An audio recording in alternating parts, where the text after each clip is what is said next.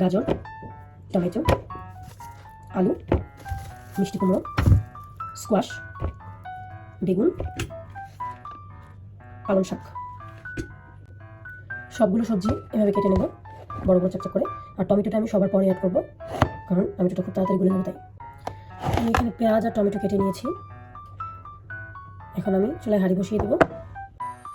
হাঁড়িটা গরম হয়ে গেছে, এবার আমি এখানে তেল ঢেলে দেবো। তেলটা হালকা গরম হলে আমি পেঁয়াজ দিয়ে দেবো।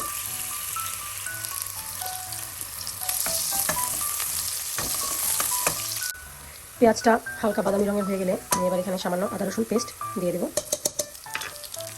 আদাটা সামান্য ভাজা হয়ে গেলে আমি এবার এখানে দিয়ে দেবো সামান্য পরিমাণে হলুদ গুঁড়ো। আমি এখানে কোনো প্রকার ঝাল ইউজ করবো না, কোনো প্রকার মরিচের গুঁড়ো কিংবা কাঁচামরিচ, আস্ত লঙ্কা কোনো কিছু আমি ইউজ করবো না, কারণ আমার বাসায় ছোটো বাচ্চা আছে, তো সেজন্য আমি অবশ্যই ঝালটা ইউজ করবো না। এখন আমি এখানে সামান্য পরিমাণের মুসুর ডাল দিয়ে দেবো স্বাদ অনুযায়ী। আমি আগে মুসুর ডালটা ধুয়ে রেখেছিলাম। এটা অপশনাল, দিতেও পারেন নাও দিতে পারেন, এটা দিলে হয়তো নিরামিষের স্বাদটা দ্বিগুণ বেড়ে যায়। এবার আমি সামান্য পরিমাণের লবণ অ্যাড করে নেব, আপনারা আপনাদের স্বাদ অনুযায়ী দিয়ে দেবেন।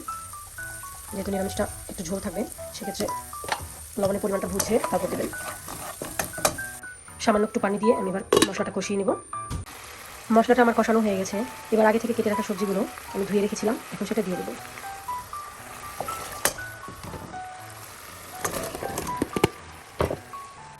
সিদ্ধ হওয়ার জন্য মিনিট 15-র জন্য রেখে দেবো। আমার সবজিটা প্রায় অর্ধেক সিদ্ধ হয়ে গেছে। এখন আমি এখানে টমেটো আর সামান্য পানি দিয়ে আরও খানিকক্ষণ রেখে দেবো। নিরামিষটা সিদ্ধ হয়ে এসেছে, আমি এবার ধুয়ে রাখা পালং শাকগুলো দিয়ে দেবো। আমি এবার নিরামিষ বাগার দেওয়ার জন্য কালো জিরা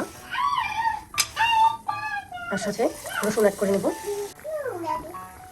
আমার রসুনের বাগারটা দেওয়া হয়ে গেছে, আমি এবার এটা দিয়ে দেবো।